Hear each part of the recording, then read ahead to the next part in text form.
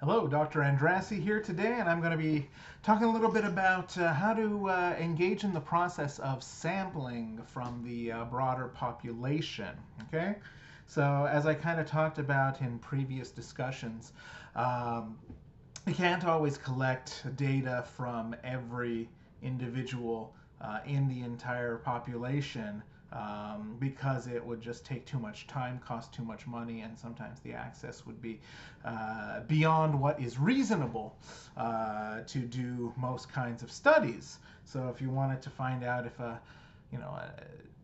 person prefers brand X versus brand Y, and you wanted to look at the entire population of the United States at 370 or so million people, it would cost many hundreds of dollars merely to mail out the survey, let alone run the operation that would be required to do all that information. And of course, every 10 years, we have something called the census, which goes through and collects basic population and demographic data from everybody, presumably in the United States.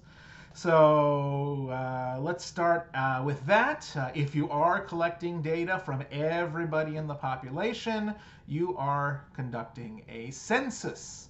If you are trying to infer whatever you can about the population using a smaller sample, we call that engaging in a sample or pulling a sample out of the broader population. Okay, so a sample yields what are known as statistics, and a census yields what we refer to as parameters.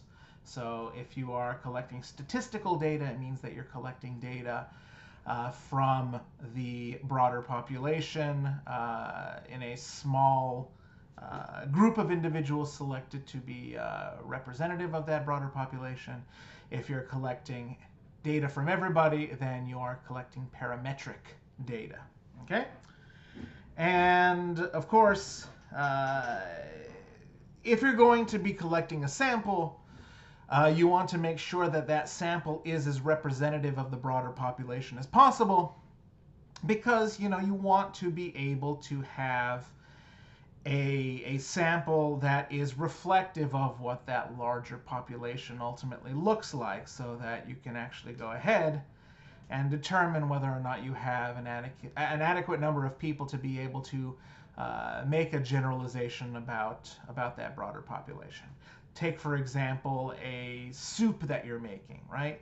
You don't have to eat the entire pot of soup to determine if it has enough salt in it, right? You just take a spoonful here, maybe a spoonful there, and you'll be able to make those sorts of inferences about the entirety of the soup. Same thing goes for doing any type of data collection about a small segment of the population over actually going out and collecting data from everybody in that population. Now, that being said, if your entire population is 50 individuals, like you're doing some sort of a project on an organization and its clients or something like that, and you only have 50 clients, 100 clients, there's nothing that says you can't go out and get data from every single one of those individuals or every single one of those clients, and getting the actual parametric data to base the conclusions of whatever it is that you're doing your research on those, on that relatively small number of individuals. However, when you're talking about very, very large groups of individuals, or very, very large groups of organizations, or any other type of group or individual unit that you're collecting your data from, it can get, of course, very overwhelming very quickly and very expensive very quickly. So that's why we ultimately go about collecting samples rather than getting everybody in the population, of course. So the thing that sets apart a biased sample from an unbiased sample is that in an unbiased sample, every member of the population ultimately has an equal chance of being included in the sample. Okay, so everybody has a known percentage chance of being selected to be part of the sample, and everybody has an equal chance if you're engaged in a unbiased sample. With a biased sample, there is something that makes it so that not everybody has an equal chance of being selected to participate. Okay, and we'll kind of go over some of the biased and unbiased sampling procedures that are available out there, just to kind of come to understand things. Okay. Some of the major bias samples, let's start with that. Some of the major bias samples are, of course, the sample of convenience, which is where you use anybody who is immediately available to be part of the sample as part of the sample. So, for example, in a classroom setting, if you wanted to find out how people felt about a particular topic or phenomenon, and rather than going out and collecting a random sample of individuals that were chosen from members of the community, you use individuals in the classroom that you're in to be part of that sample. Okay. Problem is that you just can't use all the people enrolled in a class to be able to generalize onto the broader population. There are lots of characteristics and demographics in that group that are not reflective of the broader population. First and foremost, if we're talking about a university setting, only about a third to under a half of the population has a bachelor's degree. So you would already be setting yourself up for having a lot of individuals that are not characteristically like that of the broader population. Individuals in a university setting would tend to be younger than the broader population. For example, one of my typical classes at Cal State Long Beach, the average age of a student is about 20, 21 years old, depending on the level, of course. I mean, for an undergraduate class, probably 19 to 21, and then for an upper division class, going up to maybe 22, 23 years old on average. And that includes, the occasional student that is, considerably older than the rest of the class, and the occasional student who might be a little bit younger, right? So samples of convenience, generally something that you want to avoid. Now, if the purpose of your research is to kind of generate ideas and maybe to see what individuals of that particular demographic look like, there are certain instances in which you can use a sample of convenience, and it wouldn't necessarily be the worst thing in the world. But in general, if you are trying to generalize onto the broader population, you want to avoid a sample of convenience as much as possible. Okay. In addition to that, another major source of bias is volunteerism. If you're asking individuals to be part of your study and they're allowed to volunteer to be part of it, so either you issue a call for volunteers and they choose to participate of their own volition, or you specifically seek out individuals with certain types of characteristics, and you have individuals that are going to be representative of those characteristics. Let's say you want individuals for some sort of a health study, right? Individuals who are going to volunteer are going to be more likely to either be more healthy than the average individual with that particular condition, because they're able to get out of bed and come and participate in the research study, or the opposite, where they're worse off than the rest of the population. They want to get treatment. They're very desperate for whatever they can kind of get their hands on, and as such, they're doing a lot worse than the overall population. So, the overall idea behind volunteerism is that not only does it get certain groups of individuals, but some volunteers are more likely to be of the characteristics of wherever you're asking for the volunteers from. So if you ask for volunteers to participate in a survey, for example, on like a news program or something like that, right? Individuals who watch that news program would be more likely to be the ones who volunteer to participate in your study, right? It makes sense because that's where you're ultimately drawing your sample from. So you don't want that, because it's going to lend itself to biases that are not necessarily generalizable onto that broader population. And another thing to kind of consider is, let's say you are trying to go out and you're trying to sample individuals from a particular group, but it becomes difficult to identify who those members are. For example, you wanted to look at the homeless population, right? If you wanted to go out and ask individuals who are homeless, where are you going to find homeless individuals? How are you going to characterize them as homeless as opposed to, other potential designations that they could have? Where would you go find them? Not everybody who's homeless will go to a homeless shelter. So if your choice is to go to a homeless shelter, you're going to leave out a lot of individuals who aren't going to be participating in that sort of thing. If you're going, to the individuals who maybe will, live near a freeway overpass or something like that, that might knock out a lot of other individuals. Some homeless people live out of their cars, right? Some homeless people technically have, try to find places to stay. They might, go to a friend's house one night and a relative's house another night. They're still technically homeless, but if you were looking in certain places for individuals who are homeless, those individuals might not necessarily be part of that study. So, that's another thing where you got to be really careful in how you define and how you narrow down individuals to be part of your study. Otherwise, you could get a pretty biased set of results. Okay, which leads me to the more acceptable types of sampling procedures that we undertake in the research field. Let's go ahead and start with the most basic, a simple random sample. Okay, so in a simple random sample, all individuals have an equal percentage likelihood of being selected to be part of the study.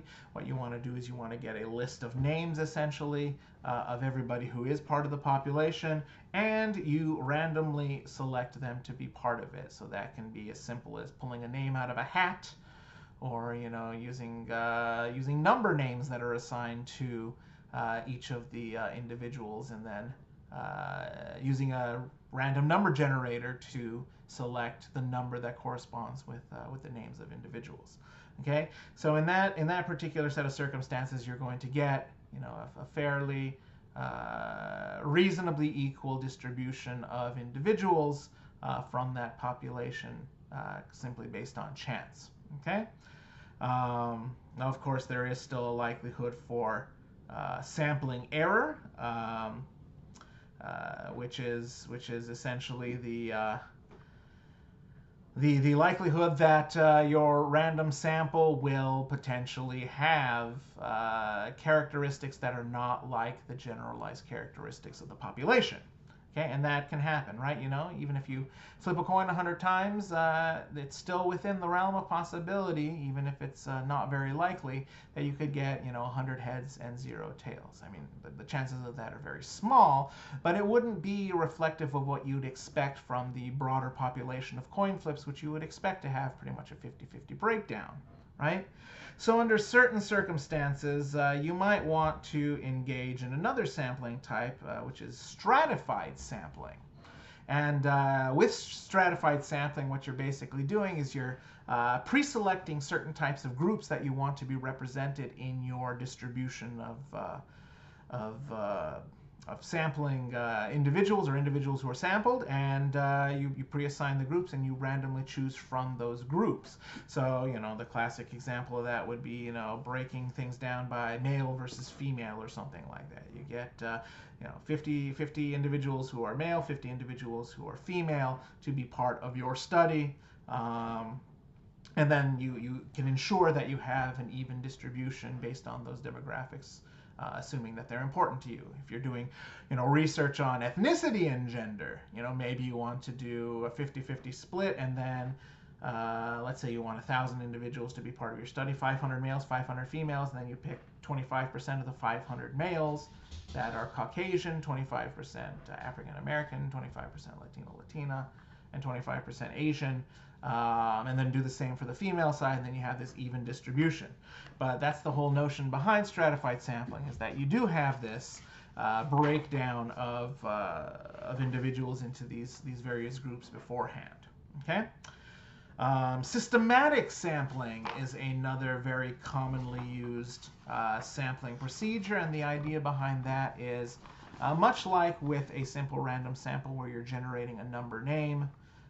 You have a list of individuals, and you take the overall sample size, divide by the number of individuals that you want in your study, and that number is going to indicate which individuals on the list to select. So every nth individual gets selected, or every kth individual, depending on whether you're using n or k as your designation for the sample size. But the idea is if your n or your k is 9, then every 9th individual will be selected. So you'll go 1, 2, 3, 4, 5, 6, 7, 8, 9. There's one individual to be selected.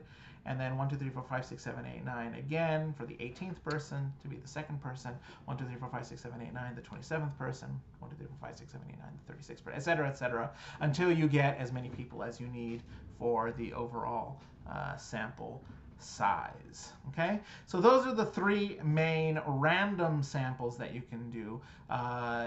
Those are the types of sampling techniques that are ideal for particularly quantitative research, any type of deductive reasoning, where you're trying to get a very, very large number of individuals to be in your sample, and that they are indeed completely unbiased, so that you can start to pull information that is reflective of the broader population. Okay?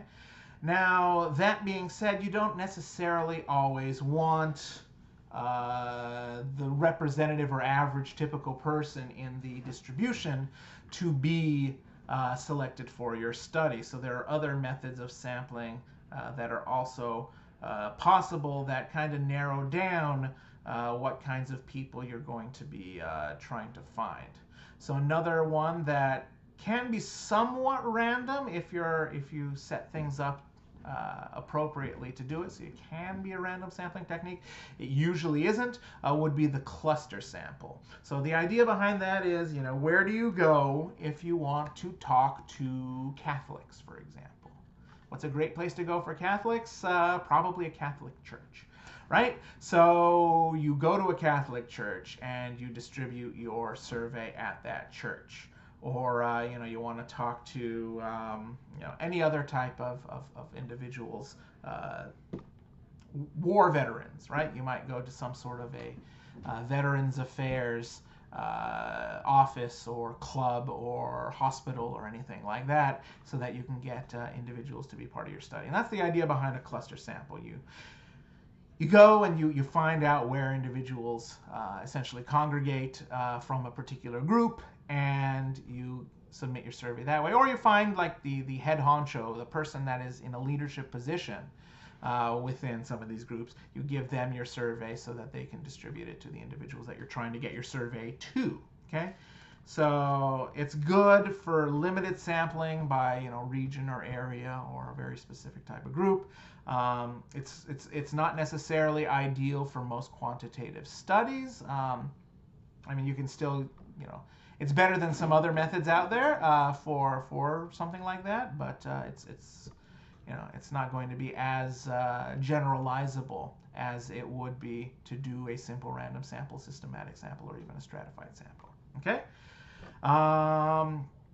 Then, of course, in most qualitative research, you're going to be doing what's called a purposive sample. Okay? Also known as an expert sample, there's a lot of different names for it, but the general idea is the same. You find people that are going to be good sources of information for the particular topic at hand, and you're going to sample from them. Okay? So, if I were to say something along the lines of, all right, who would you talk to about vocational rehabilitation policy, right? Asking some random person on the street, hey, what do you think about the present state of California State Vocational Rehabilitation Policy, right? They would probably have no idea what you're talking about, or if they do have some semblance of an idea of what you're talking about, chances are they won't know too much about that particular aspect of of the world, right? So who do you go to? You go to experts in the field of vocational rehabilitation. You go to rehabilitation counselors. You go to vocational rehabilitation specialists, maybe some job analysts and things like that. Maybe you go to the attorneys for individuals that represent people who go through the vocational rehabilitation process. You know, there's a lot of places to go. The general public is probably not one of them. So, especially in qualitative research, you know, it's very common to use a purposive sample. But also in certain types of quantitative studies where you are really narrowing in and focusing in on sort of experts in the field. Okay? And then the last type of sampling technique that I want to kind of mention here is the snowball sample. And there are other types of sampling techniques out there. You have quota samples, which aren't ideal either, and probably many others that I'm not mentioning. But as far as some of the more valid types of and more ingenious, I think, types of sampling procedures. Let's cap it off with snowball sampling. It's one of my personal favorites, something that I've employed in the past. So let's say you're trying to locate participants that are particularly hard to find, okay? Or that don't want to necessarily be kind of out in the open about whatever it is that they engage in, right? A snowball sample is where you try to locate one participant and then have that participant reach out to other people that they know that are in a similar set of circumstances in order to participate in your study. So, an example of this would be heroin addicts, right? You've got somebody that is a heroin addict. They don't necessarily want to talk to people about their addiction, notwithstanding the fact that it is illegal and they could potentially be arrested for it. But what you do is you get one person who is willing to talk to you, and then have them go out and say, hey, a friend that I used to engage in these activities with, would you like to talk to this individual who's doing research on this topic of heroin use? He or she is not there to rat us out or get us arrested or anything like that. They just want to collect some data. I can vouch for this person. They're cool. They're not there to narc you, right? So in those cases, you might want to use a more snowball sampling technique, because that way you get one person to bring in 3 people. Those 3 people bring in 3 people. That makes 9 people. Those people bring in 3. That's 27. Those bring in 3. You're already nearing 100 people, and maybe with 1 or 2 more iterations, you have a sufficient number of people to be able to really generalize about the overall population of individuals that engage in heroin use or whatever it is that you're examining. Okay. So, kind of keep those techniques in mind as you move forward in, determining how you're going to be sampling for the research that you're doing. Other things to kind of consider in the sampling process, demographics, of course, as we've kind of mentioned before. I mean, with stratified sampling, we discussed demographics, but demographics in general are just background characteristics of the research participants. So that can be anything from age and gender, marital status, the time that the individual has participated in a program, their sexual orientation, their income, their education level, really anything that's relevant to the study that you need to kind of account for. And really anytime you have a low percentage of individuals in a particular demographic, basically means that you probably have overrepresentation in some other field. So, if you don't have a demographic breakdown that is comparable to the more generalized population, you might not be able to come up with the generalizations that you normally would want to, right? So you need to have good demographic data in order to make sure that things work out. Other things to consider in sampling, response rate, very important, right? The actual number of people that once asked to participate in the survey actually responding and filling out a survey questionnaire or participating in an interview or what have you, right? You have to bear in mind that there are certain techniques that are going to result in a lower response rate than others. A mailed survey, for example, tends to have a pretty abysmally low response rate. But if you're mailing out surveys, you do have the benefit of being able to track some of the demographic considerations and things like that. You're able to see, based on the zip code of individuals, what their socioeconomic status is, or, what types of demographics of individuals tend to live in the area that you may have sent a mailed survey out. So you're kind of sacrificing response rate in that case for making sure that you have an adequate representation of individuals in that particular demographic, right? Email also tends to have a pretty low response rate, but at least it's cheap and you can keep getting people through. Telephone, if you can keep people on the line, tend to have a slightly higher response rate, but a lot of people do tend to hang up on you if you're asking questions to them. Face-to-face tends to have the highest response rate. So if at any point you can physically go up to a person's house and ask them questions, they'll be more likely to respond to you than they would under any of the other approaches, which is what, the time I'm recording this, it's 2020 and the census is taking place as it does every 10 years. They have a lot of individuals being sent out to people's homes to go ahead and conduct the census survey, because simply mailing it out hasn't yielded the number of individuals that they would want for this particular thing, which would be literally everybody in the United States. Okay. Other things, we're going to talk about different types of designs, longitudinal designs, one-shot, cross-sectional sort of case studies, and things like that. But anytime you're going to be collecting data more than once, there's a special type of sampling bias that goes along with that, known as mortality. That's when people drop out of a study. And generally speaking, mortality is not something that is based entirely on random forces. There are going to be certain groups that are more likely to drop out: older participants, individuals with more severe symptoms and things like that, individuals maybe who die from, if you're looking at any type of medical data, for example, you're doing like a heart study or cancer study, there are going to be people that are going to drop out who had really serious bouts of cancer that are going to have to drop out or possibly exit the survey for reasons beyond their control, as in, they're no longer with us, right? In terms of how you're going to go about selecting individuals, you have to keep those kinds of things in mind as well.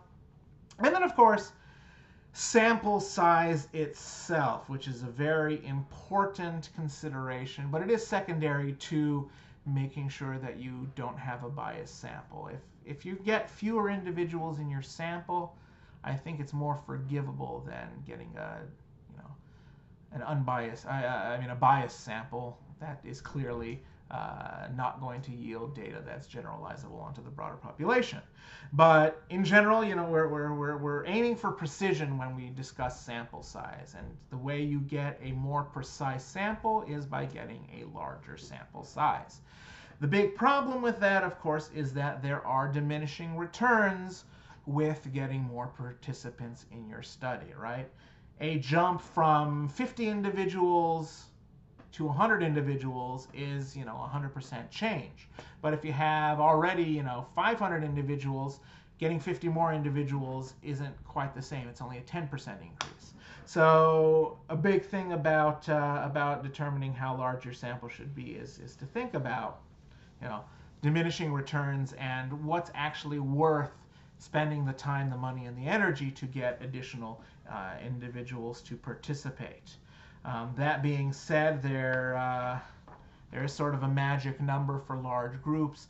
Usually about 1,500 respondents is considered to be pretty good as far as sample size is concerned. I'm going to talk a little bit about using a sample size calculator here in a little bit. But, as far as looking at sample size, it's all relative, right? If you need to consider things like variability. If you have a very homogeneous population, you don't necessarily need as large a sample as with a more heterogeneous or varied population. You want to get everybody inside. You want to get as many people as possible to be part of the study, right? In terms of actually calculating out your sample size, you can go ahead and find a sample size calculator just by doing a Google search. There are lots of options available out there, but there are a couple of numbers that you have to kind of pay attention to. So especially if you're doing a more quantitative study, you're going to want to be very precise with the numbers that you put into your sample size calculator. But the two main numbers that go into that are confidence level and confidence interval, okay, along with the actual population size in order to determine what your sample size should be. So your confidence level is going to be essentially based on what your alpha or your p-level cutoff is for determining statistical significance if you're doing more of a quantitative study in particular, right? So if you're setting your confidence level to 95%, that means that your p-value has to be lower than 0.05 in order to determine that there's a statistically significant relationship, which is usually what the case is in the social sciences. So most of the time, for most social scientific studies, 95 is going to be that confidence interval. The confidence level is based on what your margin of error should be. So, anytime there's any sort of an election happening and there's a poll taken about what percentage of the population is going to vote for candidate A and what percentage of the population is going to vote for candidate B. It usually it goes with a couple of numbers that are known as the margin of error, which is going to be plus or minus a certain percentage.